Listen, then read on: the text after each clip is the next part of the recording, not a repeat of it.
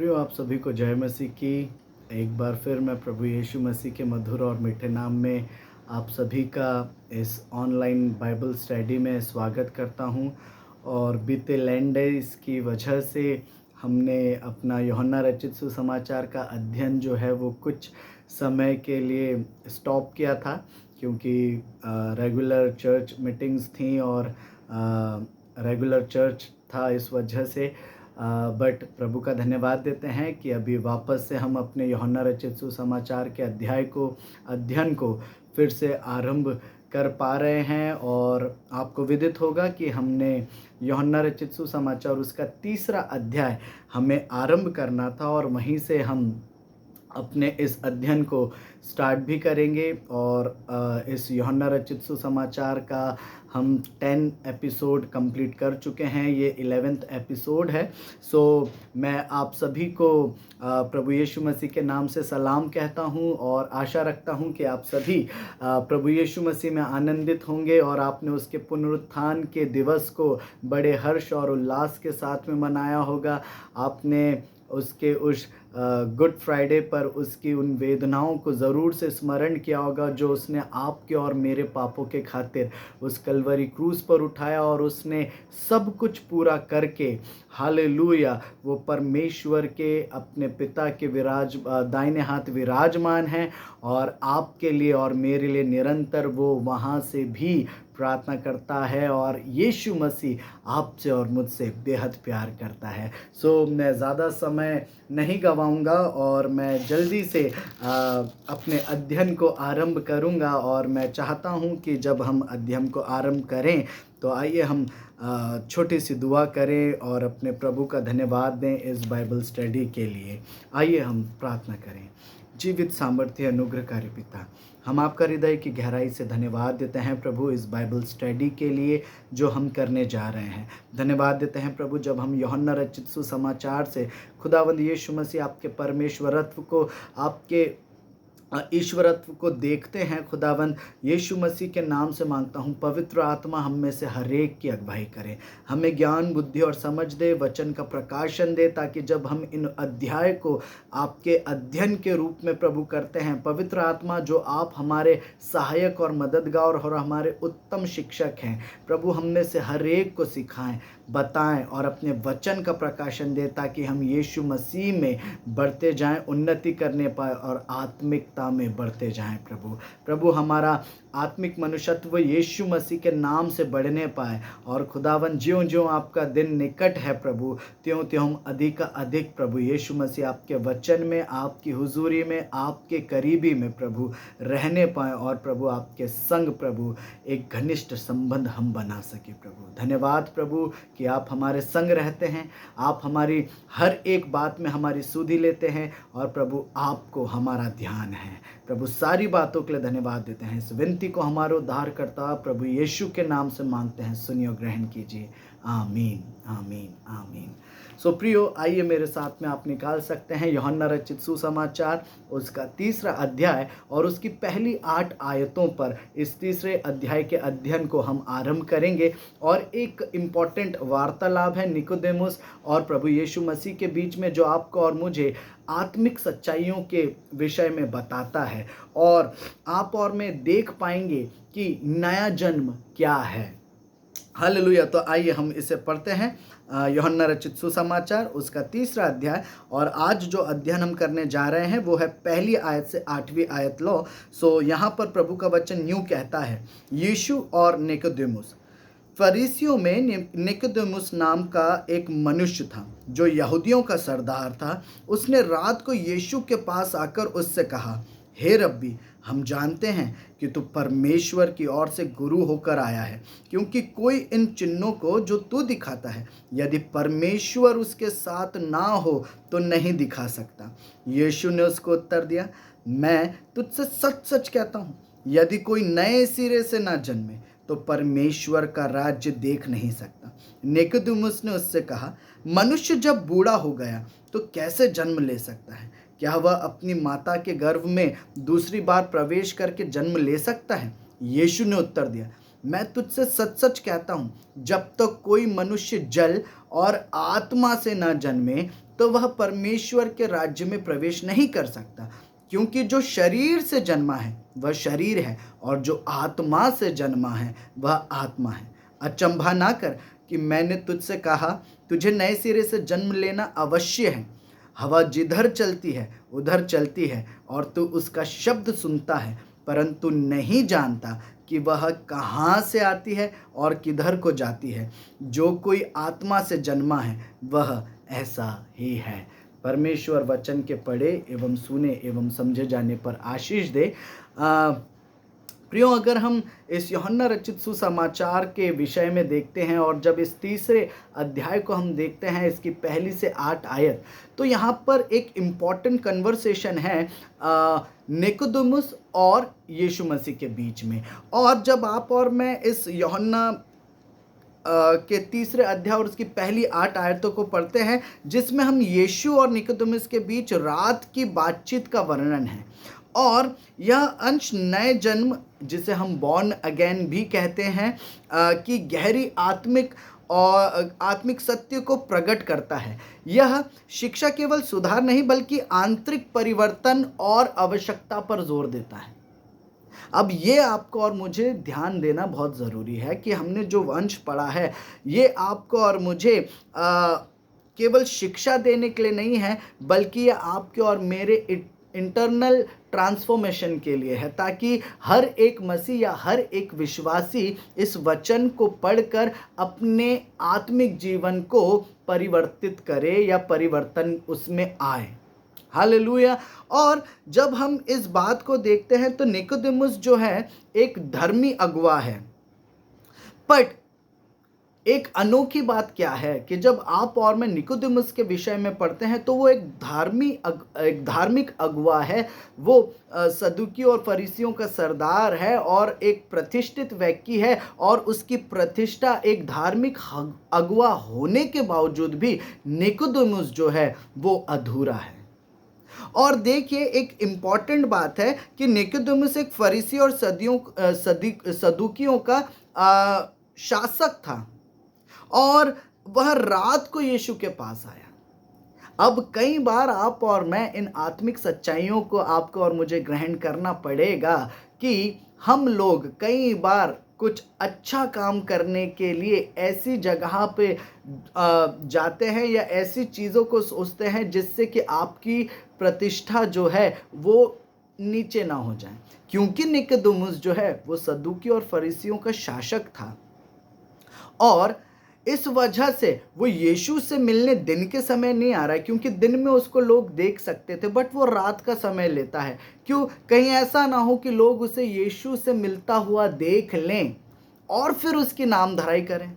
क्योंकि सदूकी और फरीसी जो थे वो आरंभ से ही यीशु के विरोध में थे, और कहीं ऐसा ना हो कि लोग उसके विषय में ये जाने कि वो यीशु से मिलने गया है तो उसकी प्रतिष्ठा जो है, उसका स्टेटस जो है, उसका मान सम्मान जो है वो कम हो जाए, और इसीलिए वो रात के अंधेरे में यीशु के पास जा रहे हैं। अब जब निकोदेमुस यीशु के पास जा रहे हैं, जो कि एक फरीसी और यहूदियों के शासक थे, वह रात को यीशु के पास गए, तो इसका एक आत्मिक अर्थ भी हम निकाल सकते हैं और सोच सकते हैं कि देखिए, वह धार्मिक था, शिक्षित था, परंतु फिर भी खोज में था।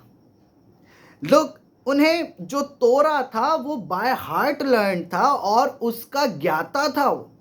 वही तोरा जो मूसा की 5 किताबें हैं उसके विषय में निकोदेमुस को आरंभ से लेकर अंत तक सब कुछ पता था, और उसका वो ज्ञाता था, और इवन वही बातों को वो सदूकी और फरीसियों को सिखाता था, और उसको एक उत्तम गुरु भी कहा जाता था निकोदेमुस को। क्योंकि थियोलॉजिकली अगर आप देखेंगे तो निकोदेमुस जो थे वो बड़े साउंड व्यक्ति थे, उनको तोहरा का पूरा अच्छा ज्ञान था। बट आप और मैं इस आत्मिक सत्य को जानिए कि आपकी धार्मिकता या आपकी शिक्षा या फिर आपकी अन्य प्रतिष्ठा, ये होने के बावजूद भी हम खोज में ही हैं, और निकोदेमुस भी जो है वो खोज में ही है। और किस बात की खोज में हैं? देखिए, धार्मिक पद या ज्ञान उद्धार की गारंटी नहीं है। किस खोज में है वो? उद्धार की। जबकि एक धार्मिक अगुवे हैं, और एक आत्मिक सत्य ये भी है कि कई धार्मिक अगुवे जो हैं, जो लोगों को प्रवचन तो सुनाते हैं, जो लोगों को वचन तो सुनाते हैं, पर वे खुद उद्धार नहीं पाए हुए, या वे खुद उद्धार के विषय में नहीं जानते। कई धार्मिक अगुवे हैं। हालेलुया। अब एक और जो बात इंपॉर्टेंट है कि आपका और मेरा धार्मिक होना, या आपका और मेरा मान सम्मान, या आपकी और मेरी प्रतिष्ठा इस बात की गारंटी नहीं है कि आप और मैं उद्धार पाए हुए हैं और स्वर्ग के वारिस होंगे। हालेलुया। अब इसके लिए कुछ इंपॉर्टेंट बात है। देखिए, रात उसके अंदर की आत्मिक अंधकार या संकोच को भी दर्शाता है, क्योंकि वो रात में आया, और रात अंधकार को दर्शाती है, और इससे हम ये अनुमान लगा सकते हैं कि उसके मन में कुछ ना कुछ तो था जिसे लेकर वो यीशु के पास आया था। वो उसका संकोच हो सकता था, वो उसका डाउट था, वो उसका संकोच था, या जो भी कुछ वो महसूस करता था यीशु के वचन को सुनकर, वो उसके आत्मिक अंधकार को दर्शाता था, क्योंकि यीशु मसीह के वचनों को उसने सुना था, और यीशु मसीह के जो कार्य यीशु मसीह कर रहे थे, जो चंगाइयाँ वो दे रहे थे, जो भलाई के काम वो कर रहे थे, उसकी चर्चा भी उसने सुनी थी और उसे देखा भी था। और जब वो इन बातों को देखता था तो उसको इस बात से बड़ा संकोच हुआ कि कैसे ये मनुष्य कर पा रहा है। और वो इस बात को तो जानता था, क्योंकि वो तोहरा का ज्ञान रखता था, कि अगर परमेश्वर उसके साथ ना होता तो ये बात वो कर नहीं सकता था। आगे हम जब इसको पढ़ते हैं तो इसमें वो खुद इस बात को स्टेट करता है, और कहते भी हैं कि अगर जो चिन्ह और चमत्कार और जो बातें तू करता, अगर परमेश्वर उसके साथ ना हो तो वो नहीं कर सकता। बट वो रात को आया, क्यों? क्योंकि मन में डाउट था। क्यों? क्योंकि दिल में डाउट था, संकोच था। और संकोच क्या था? कोई देखकर मुझे मेरी प्रतिष्ठा पर उंगली ना उठाए, मेरे ज्ञान पर उंगली ना उठाए। क्यों? क्योंकि सदूकी और फरीसियों के शासक थे निकोदेमुस। अब इसके बाद में अगर आप आगे जाएं तो इसमें आप और मैं इस पहली 2 आयतों में संदेश क्या देखते हैं? संदेश आपको और मुझे ये मिलता है कि धार्मिक होना आपके लिए और मेरे लिए पर्याप्त नहीं है, आत्मिक नया जीवन आवश्यक है। आप और मैं कितने ही धर्मी बन जाएं, रेगुलर चर्च जाएं, हिम्स गाएं, प्रेजेंट वर्शिप करें, प्रार्थना करें लोगों के बीच में, बट आपको और मेरा धार्मिक पहनावा आपको और मुझे नया जन्म नहीं देता है, या नया जन्म, या फिर आपको और मुझे वो आत्मिक नया जीवन नहीं देता है। सो ये एक इंपॉर्टेंट बात है। देखिए, निकोदेमुस एक धर्मी और एक शासक थे। सदूकी फरीसियों में उनका मान सम्मान और एक प्रतिष्ठित व्यक्ति थे वो, उसके बावजूद भी वो एक खोज में है। और किस बात की? उद्धार की। और रात में आ रहे हैं यीशु मसीह से मिलने। क्यों? ताकि कोई लोग देखकर उनके स्टेटस पर कुछ क्वेश्चन रेज ना करें। इसलिए रात के अंधेरे में यीशु मसीह के पास गए हुए हैं निकोदेमुस। आज मैं भी आपसे ये कहना चाहता हूँ, हम यीशु से मिलने का समय डिसाइड कब कर रहे हैं? क्या हमारे जीवन में भी निकोदेमुस समान कुछ संकोच है जिसे हम छिपा रहे हैं? कहीं ऐसा तो नहीं निकोदेमुस की प्रतिष्ठा, उसका मान सम्मान जैसे उसके अगेंस्ट खड़ा हो रहा था, वैसे आपके और मेरे अगेंस्ट वो खड़ा हो रहा है कि हम यीशु से ना मिल पाए, और अगर मिल भी पा रहे हैं तो रात के अंधेरे में हम यीशु से मिलने जा रहे हैं। ये इम्पॉर्टेंट बात है प्रियो, आपके लिए और मेरे लिए, कि हम इन बातों को समझें। आप और मैं कितने भी धार्मिक या कितने ही धार्मिक कार्य क्यों ना कर लें, जब तक आत्मिक नया जीवन प्राप्त नहीं करेंगे तब तक आप और मैं स्वर्ग के राज्य के वारिस नहीं होंगे। और इसी बात को तीसरे पद में यीशु मसीह कहते हैं। क्या कहते हैं? जब तक कोई नए सिरे से ना जन्म ले। और फिर देखिए तीसरे पद में क्या लिखा है? लिखा है, यीशु ने उसको उत्तर दिया, मैं तुझसे सच सच कहता हूं, यदि कोई नए सिरे से ना जन्मे तो परमेश्वर के राज्य को देख नहीं सकता। परमेश्वर का राज्य मतलब स्वर्ग का राज्य आप और मैं देख नहीं सकते जब तक आप और मैं नए सिरे से ना जन्मे। सो नए सिरे से जन्म लेने का मतलब क्या हुआ? यीशु सीधे कहते हैं, किस बात को कहते हैं कि बिना नए जन्म के कोई परमेश्वर का राज्य नहीं देख सकता। अब ये नया जन्म एक इंपॉर्टेंट बात है। और जैसे ही ये वर्ड निकोदेमुस के सामने यीशु मसीह ने कहा कि जब तक कोई नए सिरे से ना जन्मे वो परमेश्वर के राज्य में प्रवेश नहीं कर सकता, उसके मन में ये एक और जिज्ञासा जाग गई कि नया जन्म क्या है। हम में से कई मसीहों को, जो मसीह घराने में पैदा तो हुए हैं, उन्हें नए जन्म के विषय में नहीं पता है। हालेलुया। अब इसके आगे चलते हैं। अब इसकी गहरी आत्मिक सच्चाई क्या है? देखिए, नया जन्म क्या है? तो नया जन्म जो है वो जीवन का आध्यात्मिक पुनर्जन्म है। आपका जो आध्यात्मिक मतलब आत्मा का, आपके आत्मिक जीवन का पुनर्जन्म। क्योंकि अब तक तो आप जो थे वो पाप के जीवन में जी रहे हो, और जब तक आप विश्वास करके यीशु मसीह को अपना उद्धारकर्ता ग्रहण नहीं कर लेते और प्रभु यीशु मसीह को कि वो आया और उसने आपके खातिर दुख उठाया, वो मारा गया, गाड़ा गया, तीसरे दिन मृतकों में से जी उठा और परमेश्वर के दाहिने हाथ विराजमान है, जब तक हम इन बातों पर विश्वास नहीं कर लेते, आप और मैं आत्मिक नया जीवन नहीं प्राप्त कर सकते। क्योंकि नया जीवन देने का अधिकार यीशु मसीह को है, और वो नया जीवन मीन्स कौन सा? आत्मिक नया जीवन। अब यहां पर अगर आप और इसके आगे देखें तो जीवन का आध्यात्मिक पुनर्जन्म या बाहरी सुधार नहीं है। ये आपका आउटवर्ड आपका ट्रांसफॉर्मेशन नहीं है, बट आंतरिक परिवर्तन है। ये इनवर्ड ट्रांसफॉर्मेशन है, या आपके अंदर के जीवन का परिवर्तन है, जो आत्मिकता में परिवर्तन आता है। लोग, हम शारीरिक भाव से या आउटवर्डली हम लोग या बाहरी रूप से हम लोगों को दिखाने के लिए धर्म कांड के कार्य कर सकते हैं, और इवन प्रोपोगंडा भी करते हैं। अगर किसी की कुछ मदद कर दी तो उसको फोटो लेंगे, वीडियो बनाएंगे, सोशल मीडिया पे हम उसको हाईलाइट करेंगे कि हम ऐसा प्रभु का काम कर रहे हैं। बट वहीं अगर आंतरिक रूप में बदलाव नहीं है, हम ये सिर्फ इस कारण कर रहे हैं कि लोगों को दिखाएं कि हम बड़े धर्म के काम कर रहे हैं, बट वहीं हमारा आत्मिक जीवन परमेश्वर के साथ सही नहीं है, तो मैं आपसे कहना चाहता हूं हमारा नया जन्म नहीं हुआ। फिर आप कितना ही सुसमाचार सुनाओ, कितने ही गरीबों को दान दक्षिणा दो, और कितना ही आप सब भले काम करो, यशायाह नबी की पुस्तक आपको और मुझे इस बात में साफ तौर से कह देती है कि हमारे ऐसे धर्म के काम जो है वो परमेश्वर के सामने मैले चितड़ों के समान है।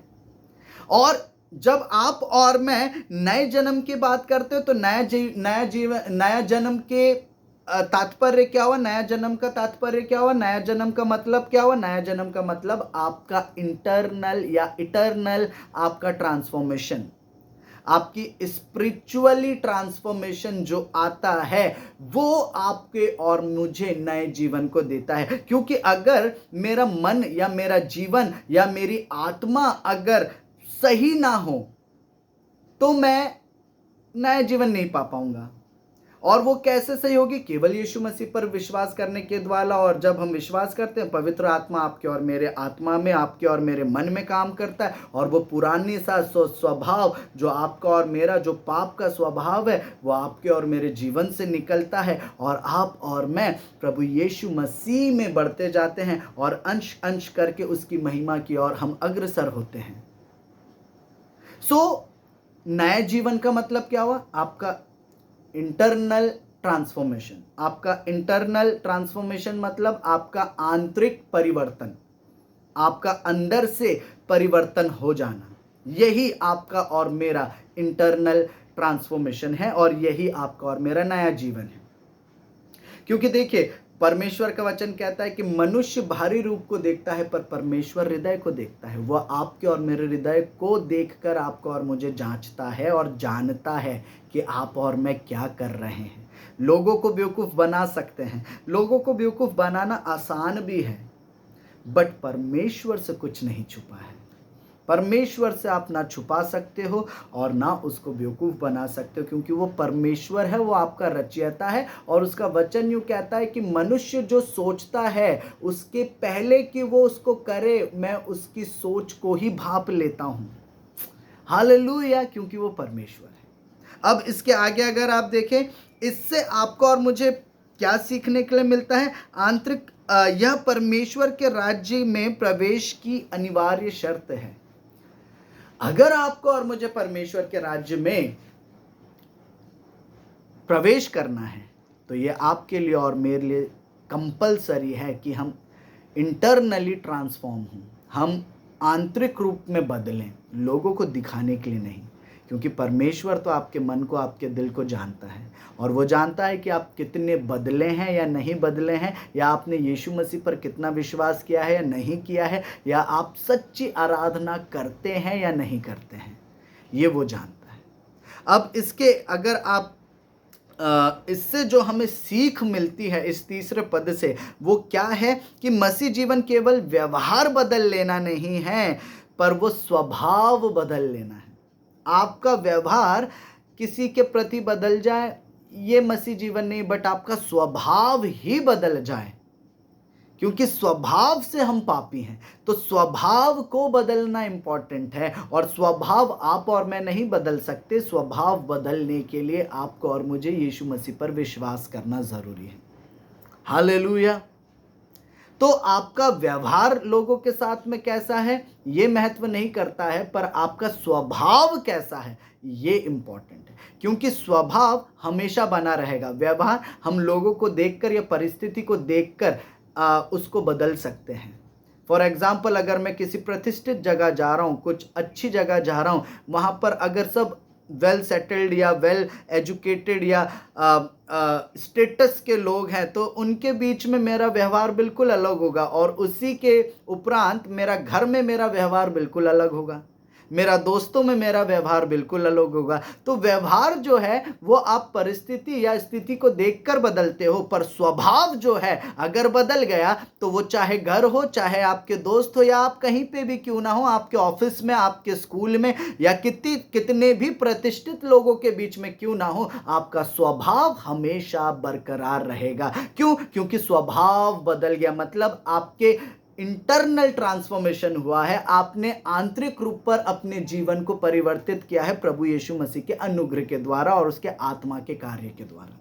आमीन, हालेलुया। अब तीसरी बात जब आप और मैं देखते हैं इस पूरे अध्याय में, जो कि 4 से 6 आयत के बीच में आप देखते हैं, और यहाँ पर 4 से 6 मैं आपके सामने पढ़ता हूँ। लिखा है, निकोदेमुस ने उससे कहा, मनुष्य जब बूढ़ा हो गया तो कैसे जन्म ले सकता है?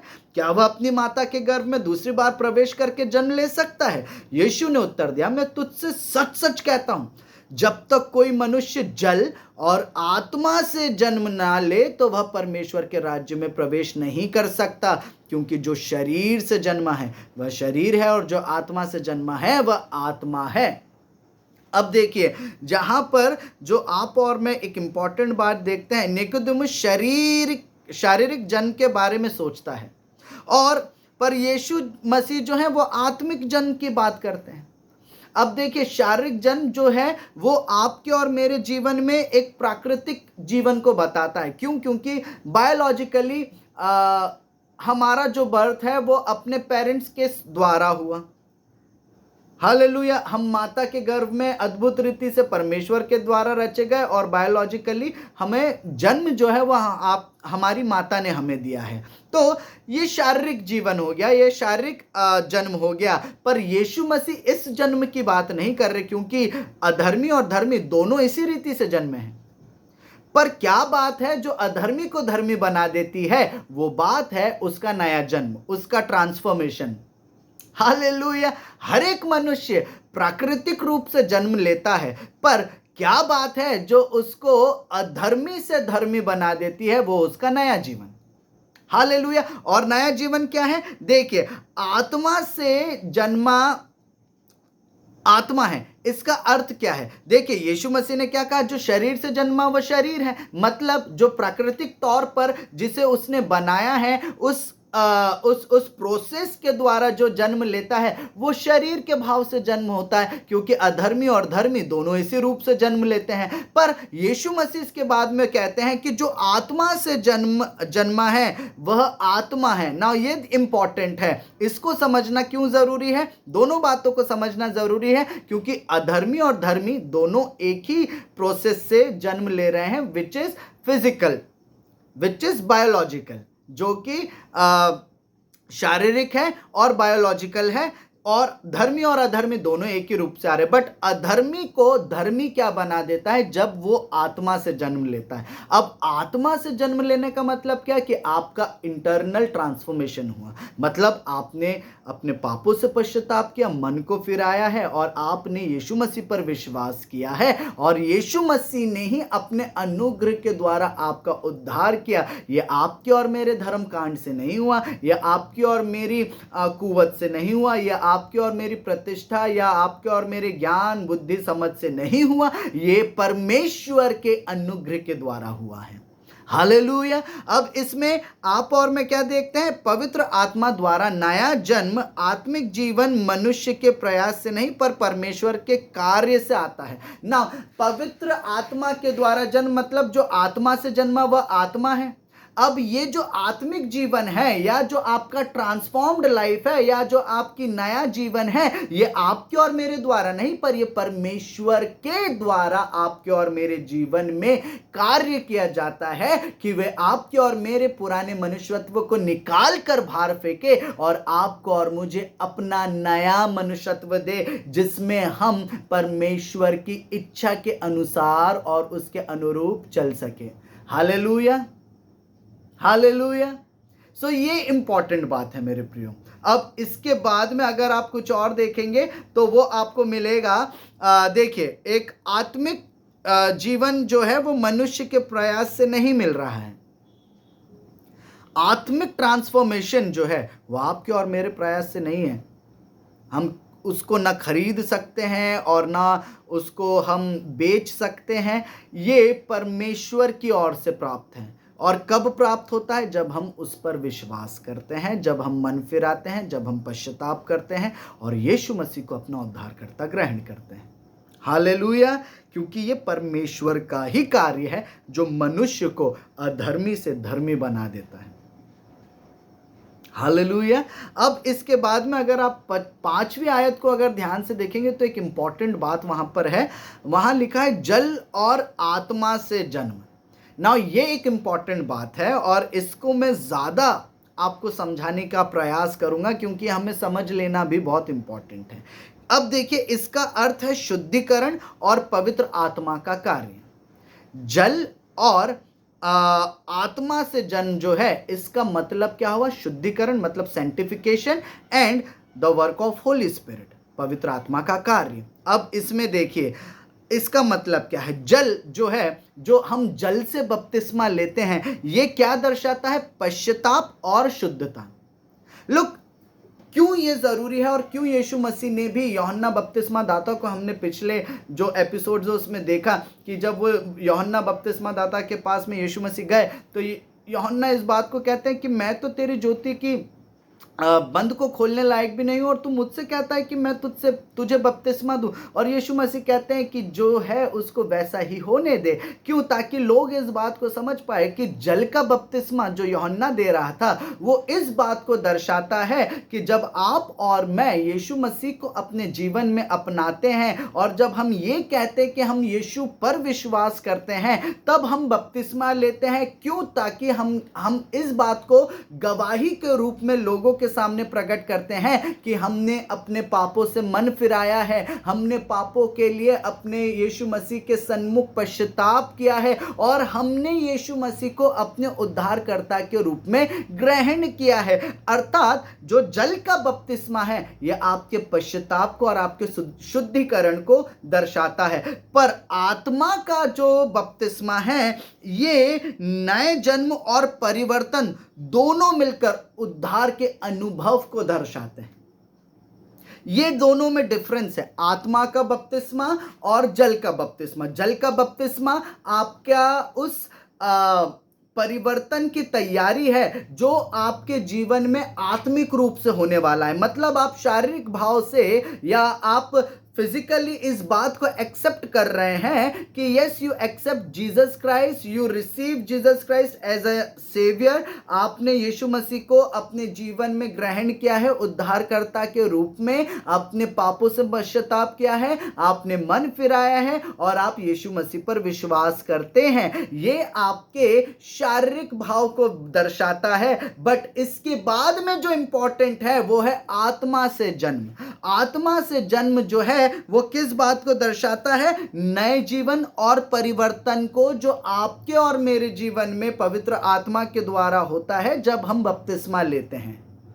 बपतिस्मा आपका और मेरा एक गवाही भी है, एक प्रगटीकरण है किस बात का? कि हमने यीशु मसीह पर विश्वास किया है, हमने उस पर अपना ईमान लाया है, हमने अपने पापों से तौबा की और मन फिराया है। हालेलुया। यह आपके पश्चाताप को और शुद्धिकरण की, उस सेंटिफिकेशन की उस प्रोसेस को दर्शाता है, क्योंकि इसके ही बाद आपको आत्मा का बपतिस्मा मिलता है। और वचन यूं कहता है, जो कोई यीशु मसीह पर विश्वास करता उस पर उसी वक्त परमेश्वर का आत्मा का छाप लग जाता है। आत्मा की छाप लगना मतलब क्या? कि आपको नया जीवन और आपको परिवर्तित जीवन परमेश्वर ने अपने आत्मा के द्वारा दिया है। हालेलुया। और ये दोनों मिलकर किस बात को दर्शाते हैं? कि आप उद्धार पाए हुए लोग हैं। हालेलुया। आपने उस उद्धार का अनुभव किया है, आपने वो उद्धार ग्रहण किया है जो परमेश्वर के पुत्र प्रभु यीशु मसीह ने समस्त मानव जाति के लिए उस कलवरी क्रूस पर किया। उसने समस्त मानव जाति के पापों के लिए उस कलवरी क्रूस पर अपने प्राण को दिया। क्यों दिया? ताकि मनुष्य उस पर विश्वास करने के द्वारा पापों से उद्धार पा सके। हालेलुया। और आप और मैं जब इस यूहन्ना रचित सुसमाचार के इस पहले अध्याय के, मैं आपको वो पढ़ के बताना चाहता हूं। 31वीं आयत को देखते हैं तो वहां पर देखिए क्या लिखा है। मैं तो उसे पहचानता ना था, परंतु इसलिए मैं जल से बपतिस्मा देता हुआ आया कि वह इज़राइल पर प्रकट हो। जल से बपतिस्मा यूहन्ना बपतिस्मा दाता दे रहे हैं। इसका जो लोग वहां पर बपतिस्मा ये जो जल से ले रहे हैं वो किस बात को कर रहे हैं? कि वो मन फिरा रहे हैं, वो पश्चाताप कर रहे हैं। किस बात के लिए? परमेश्वर पर विश्वास कर रहे हैं, इसीलिए। बट फिर वो क्या कहता? और यूहन्ना ने गवाही दी, मैंने आत्मा को कबूतर के समान आकाश से उतरते देखा और वह उस पर ठहर गया। मैं तो उसे पहचानता ना था, परंतु जिसने मुझे जल से बपतिस्मा देने को भेजा उसी ने मुझसे कहा, जिस पर तू आत्मा को उतरते और ठहरते देखे वही पवित्र आत्मा से बपतिस्मा देने वाला है। हालेलुया। मतलब जब आप और मैं जल का बपतिस्मा पाते या फिर जल के बपतिस्मे के बाद में जो हम पवित्र आत्मा का बपतिस्मा पाते हैं, उसको और कोई नहीं, आपका और मेरा जीवित खुदावंत प्रभु यीशु मसीह ही देता है। इट मीन्स वो ट्रांसफॉर्मेशन जो है आपके और मेरे जीवन में कौन लेके आता है? यीशु मसीह का आत्मा। हालेलुया। वो बदलाव आपके और मेरे जीवन में कौन लेके आता है? वो परिवर्तन आपके और मेरे जीवन में, वो नया जीवन आपके और मेरे जीवन में कौन लेके आता है? जिससे उद्धार प्रकट होता है, यीशु मसीह। उसका आत्मा आपके और मेरे अंदर कार्य करता है। हालेलुया। और उसके बाद में जब आप अंतिम विभाग को देखते हैं, 8वीं आयत में यीशु मसीह कहते हैं, वायु जहां बहती है वहां बहती है तो उसका शब्द सुनता है पर उसे देखता नहीं, वैसे ही आत्मा से जन्माया व्यक्ति भी है। अब इसका एक बहुत महत्वपूर्ण अर्थ है, वो ये है, यीशु आत्मा के कार्य को हवास से तुलना करते हैं। पवित्र आत्मा के कार्य जो आप और मैं अपने जीवन में फिजिकल आंखों से नहीं देखते, पर उसको हम अनुभव से मालूम कर लेते हैं। वो एक्सपीरियंस आपको और मुझे मिलता है जब पवित्र आत्मा हमारे मन में, हमारे दिल में, हमारे जीवन में काम करता है।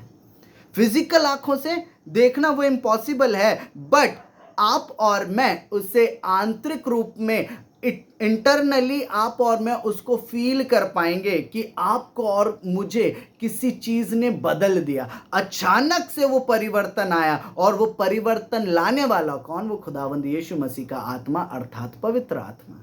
Hallelujah, hallelujah.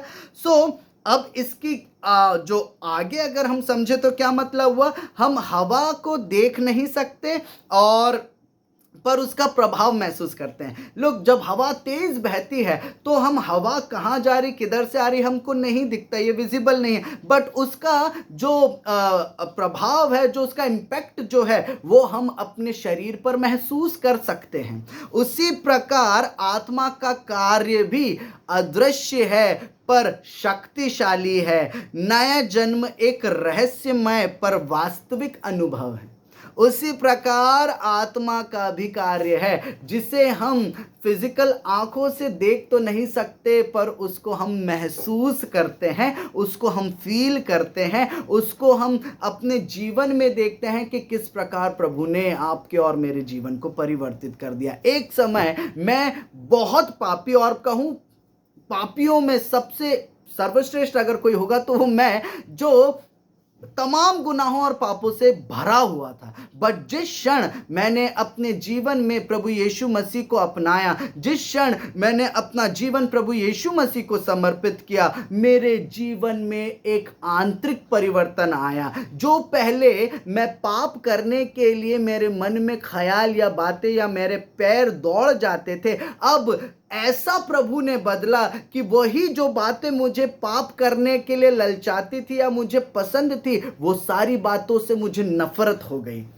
और अब जब मैं प्रभु में अभी भी सीख रहा हूं, उसके आत्मा के द्वारा चीजों को समझ रहा हूं और प्रभु सिखा रहे हैं, तो मैं ये बात को अनुभव कर पाता हूं और समझ पाता हूं कि प्रभु ने किस प्रकार से मुझे पहले में क्या था और अब क्या बना दिया। लोग, जब पवित्र आत्मा का कार्य आपके जीवन में होगा, या जब आप नया जन्म पाएंगे, जब आप नया जन्म जो आपको और मुझे पाना अनिवार्य है जब पाएंगे, तो आपके इंटरनल लाइफ पूरी तरीके से टोटली ट्रांसफॉर्म होगी, वो बदल जाएगी। हालेलुया। और ये ट्रांसफॉर्मेशन आपके और मेरे लाइफ के लिए एक बहुत इंपॉर्टेंट सबक है। अब जो मुख्य बातें हैं जो हमने इस पूरे यूहन्ना रचित सुसमाचार 3 अध्याय 1 से 8 में जो देखे हैं, तो सबसे पहली बात कि धर्म नया जीवन नहीं है। आपका रिलीजन जो है वो आपका नया जीवन नहीं है। और मैं आपसे ये कहूं, यीशु मसीह ने धर्म की स्थापना ही नहीं की है। आप उत्पत्ति से लेकर प्रकाशित वाक्य तक पढ़ लीजिए, यीशु मसीह ने कहीं पर धर्म की स्थापना नहीं की है। पर यस, धर्म आपका और मेरा कैसे स्टार्ट हुआ? जब अंताकिया में जो यीशु मसीह के डिसाइपल्स थे, उनको पहली बार क्रिश्चियन कहा गया या उनको मसीही कहा गया। क्यों कहा गया? क्योंकि वो यीशु मसीह के फॉलोअर्स थे। तब से ये टैग हर एक विश्वासी पर और बिलीवर पर लगा है कि we are Christians and it means we are the follower of Jesus Christ. But अगर आप बाइबल पढ़ेंगे तो आपको कहीं नहीं मिलेगा कि यीशु मसीह किसी धर्म की स्थापना करने आए थे। इट मीन्स क्या हुआ कि धर्म से आपका और मेरा नया जन्म नहीं है। अगर हम धर्म के कार्य और धर्म के कांड कर रहे हैं, तो इससे ये कभी भी आप मत सोच लीजिएगा कि आपका उद्धार हो जाएगा या आप नया जीवन पालेंगे, आप स्वर्ग के राज के वारिस हो जाएंगे। नहीं होगा। फिर दूसरी बात इंपॉर्टेंट है, नया जन्म आत्मा का कार्य है। ये पवित्र आत्मा का कार्य है। और ये कब होता है? जब हम यीशु मसीह पर विश्वास करते हैं, मन फिराते हैं और पश्चाताप करते हैं और बपतिस्मा लेते हैं प्रभु यीशु मसीह में, और इस बात की गवाही देते हैं या इस बात को कन्फेस करते हैं कि यीशु मसीह ही हमारा उद्धार करता है। उसको हमने ग्रहण किया और हम यीशु मसीह का अनुसरण करते हैं। दैट टाइम आपके और मेरे जीवन में पवित्र आत्मा एक नए कार्य को लाता है। मतलब वो पुराने मनुष्यत्व को निकालकर आपके और मेरे जीवन में अपने आत्मा को भरकर आपको और मुझे ट्रांसफॉर्म करता है। बाहरी रूप से नहीं, आंतरिक रूप से, अंदर आपके शरीर में, आपके आत्मा में, आपके मन में और आपके दिल में ये काम होगा जो लोग नहीं देखेंगे, पर आपको महसूस हो रहा होगा कि अरे चीजें बदल रही हैं। हालेलुया। और फिर उद्धार भीतर से ही शुरू होता है। आपका और मेरा उद्धार कहाँ से शुरू होगा? बाहर से दिखेगा क्या? नहीं, वो आपकी आत्मा में, आपके मन में, आपके दिल में स्टार्ट होता है। हालेलुया। और उद्धार का प्रमाण क्या है? कि आपका जीवन बदल गया है।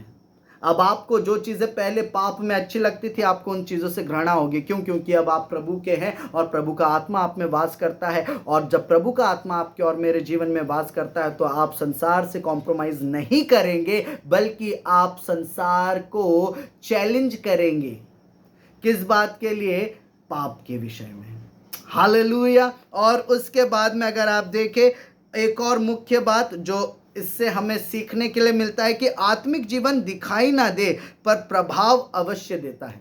आपका और मेरा आत्मिक जीवन कितना है, ये लोगों को दिखाई दे या ना दे कि आप कितना समय परमेश्वर के साथ में बिता रहे हैं, आप कैसे उसके वचन को पढ़ रहे हैं, आप कैसे उसकी आराधना और स्तुति कर रहे हैं, आप कैसे उसके साथ में प्रार्थना में जुड़े हुए हैं, ये बात लोगों को दिखे ना दिखे, पर आप जब लोगों के बीच में जाएंगे तो इसका प्रभाव वहां दिखेगा, क्योंकि प्रभु आपके साथ, आपके द्वारा उन लोगों के बीच में ही कार्य करेगा। हालेलुया।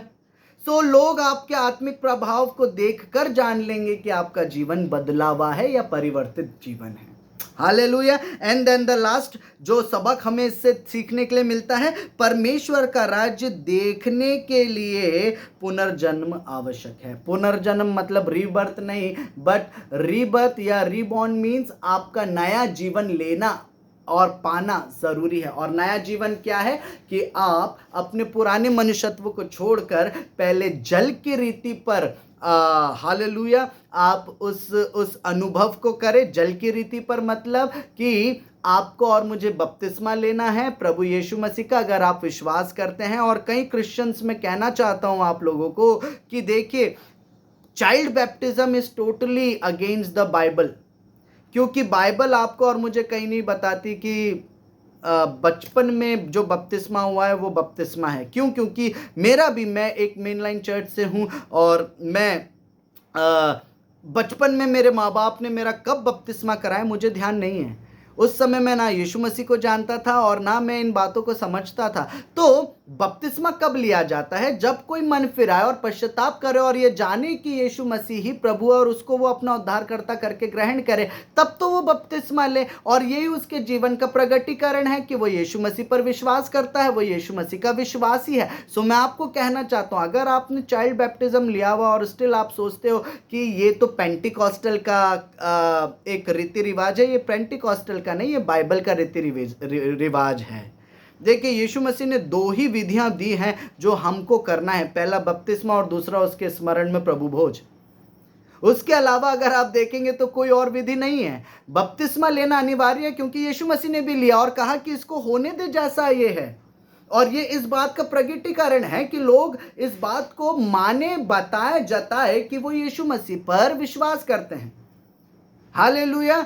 क्योंकि उद्धार पाने के लिए मुंह से आपका अंगीकार करना जरूरी है कि आप खुदावंद यीशु मसीह पर विश्वास करते हैं। और इसका प्रगटीकरण क्या है? आपका बैप्टिज्म, जिसका ये मतलब है कि आपने अपना पुराना मनुष्यत्व अब उस पानी में एक मुर्दे के समान गाड़ दिया है। और जब पानी से ऊपर आप आते हैं तो आप इस बात को दर्शाते हैं कि आपने अब यीशु में एक नया जन्म लिया, आपने उस पर विश्वास किया और आपने अपने मनों को फिराया है और आपने पश्चाताप किया है। और मैंने ये वाटर बैप्टिज्म जो है ये अपने जब मैं सयाना हो गया तब मैंने लिया था। हालेलुया। जब मैं आई थिंक 16 इयर्स ओल्ड था, मैं 16 साल का था, तब मैंने अपना 16 भी नहीं, इवन मैं 20 या 21 साल का था जब मैंने ये वाटर बैप्टिज्म लिया था। और तब मैंने इस बात का कन्फेशन किया था कि मैं यीशु मसीह को अपना उद्धारकर्ता प्रभु जानकर ग्रहण करता हूं और मैं उस पर विश्वास करता हूं, मैं संसारिक रीति से मन फिराता हूं और पश्चाताप करता हूं। ये मेरा कन्फेशन है जो मैंने किया है। और इसी के बाद में आपके लिए और मेरे लिए क्या इंपॉर्टेंट हो जाता है प्रियो? आपको और मुझे तब ये समझ में आता है कि जब मैं ये कन्फेस कर चुका, उसी के बाद में तो आत्मा का कार्य मुझ में आरंभ होगा। अब मुझे जो अंदर से परिवर्तन करना है वो क्या मैं अपने सामर्थ्य से कर पाऊंगा, अपने बल से कर पाऊंगा? नहीं, वो यीशु मसीह का आत्मा मुझ में करता है, जो मेरे पुराने मनुष्यत्व को निकाल के फेंका और मुझे अंश अंश करके अपनी महिमा में वो बदलने लगा। और अभी भी मैं उसमें सीख ही रहा हूँ, समझ ही रहा हूँ। उसका आत्मा सिखाता है, उसका आत्मा चलाता है। प्रभु का वचन हमें बताता है कि किस प्रकार से हम और उसमें बढ़ते चले जाएं। हालेलुया। सो मतलब क्या है? परमेश्वर का राज्य देखने के लिए आपका नया जन्म लेना आवश्यक है। और नए जन्म का मतलब है कि आपको पापों से मन फिराकर आपको बपतिस्मा लेना है, यीशु मसीह का अंगीकार करना है और उसके बाद में आत्मा के कार्य को अपने जीवन में होने देना है, जिसमें वो आपको आंतरिक रूप से परिवर्तित कर दे। यह आपके और मेरे बस की बात नहीं, ये परमेश्वर स्वयं करता है। हालेलुया। और ये भी विश्वास रखिएगा, जिस क्षण आप बपतिस्मा लेंगे उसी क्षण प्रभु आपको पवित्र आत्मा भी देता है, क्योंकि लिखा है ये वचन में, उस पर विश्वास करने वालों पर वो अपनी आत्मा की मोहर लगा देता है। Hallelujah, hallelujah. सो अब अगर हम इस बात में आज इसके निष्कर्ष में आए, और इसके अगर निष्कर्ष में आने से पहले अगर कुछ क्वेश्चंस को अगर हम समझें, तो वो क्वेश्चंस मैं आपसे पूछना चाहता हूँ। इवन मैं अपने आप से भी इन बातों को करता हूँ। तो सबसे पहली बात कि क्या हम केवल धार्मिक हैं या वास्तव में नए जन्म का अनुभव किया है?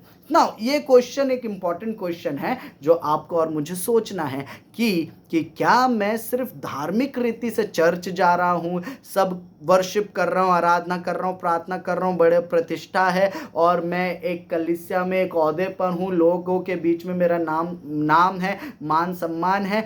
तो अगर आप यहीं तक सीमित हैं क्या, या आपने नए जन्म के अनुभव को भी अनुभव किया है? आपने मन फिराया है, आपने पश्चाताप किया है और यीशु मसीह का आपने उसे उद्धारकर्ता के रूप में ग्रहण करके अपने जीवन को बदला है और प्रभु में आप जी रहे हैं। ये क्वेश्चन है आपके और मेरे लिए। दूसरा क्वेश्चन, क्या हमारे जीवन में आत्मा का परिवर्तन दिखाई देता है? आपको और मुझे देखना है कि क्या आपके और मेरे जीवन से पवित्र आत्मा ने जो परिवर्तन लाया है, क्या वो लोगों को दिखाई दे रहा है?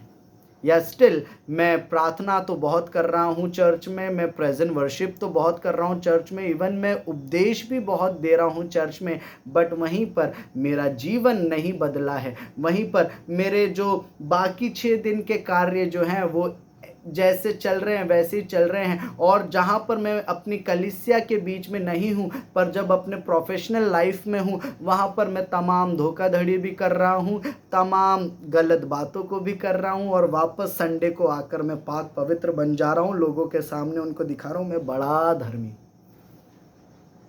क्वेश्चन है ये दूसरा, क्या हमारे जीवन में आत्मा का परिवर्तन दिखाई देता है? और तीसरा और अंतिम क्वेश्चन, क्या हम आत्मा की हवा के अनुसार चल रहे हैं? क्या हम पवित्र आत्मा की आवाज़ को सुन पा रहे हैं? क्या हम यीशु मसीह की आवाज़ को सुन पा रहे हैं? यीशु मसीह कहते हैं कि मेरी भेड़ें मेरा शब्द सुनती हैं और मैं उन्हें नाम लेकर बुलाता हूँ। ये क्वेश्चन है कि क्या आप और मैं प्रभु यीशु मसीह की आवाज़ को सुन रहे हैं? क्या आप और मैं पवित्र आत्मा के चलाए चल रहे हैं? आज इस अध्ययन का ये 3 मुख्य क्वेश्चन हैं जो मैं आपके बीच में छोड़कर जा रहा हूँ, और ये सिर्फ इसलिए छोड़कर जा रहा हूँ कि आप इस पर मनन करें, आप मेडिटेट करें और खुद से ये सवाल करें कि ये जो क्वेश्चंस हैं हम इसमें कहाँ स्टैंड कर रहे हैं। और अगर इसका अंत कंक्लूजन निकाले तो यूहन्ना 3:1-8 हमें सिखाता है कि परमेश्वर का राज्य देखने के लिए केवल विश्वास का दावा नहीं, देखिए, पर विश्वास से जीना जरूरी है। हम ये दावा करें मैं यीशु पर विश्वास करता हूं, पर अगर उस विश्वास के अनुसार जी नहीं रहा तो ये व्यर्थ है, क्योंकि विश्वास कर्म बिना अधूरा, याकूब की पत्री आपको और मुझे बताती है। हालेलुया। और बल्कि नया जन्म आवश्यक है। परमेश्वर का राज्य देखने के लिए केवल विश्वास का दावा नहीं बल्कि नया जन्म आवश्यक है।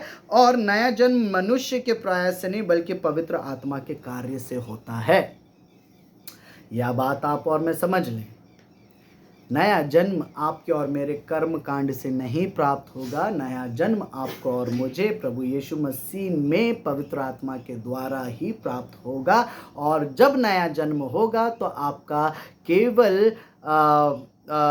मैं बोलूँगा शारीरिक नहीं पर आत्मिक परिवर्तन, आपका स्पिरिचुअल ट्रांसफॉर्मेशन आपके लाइफ में आएगा।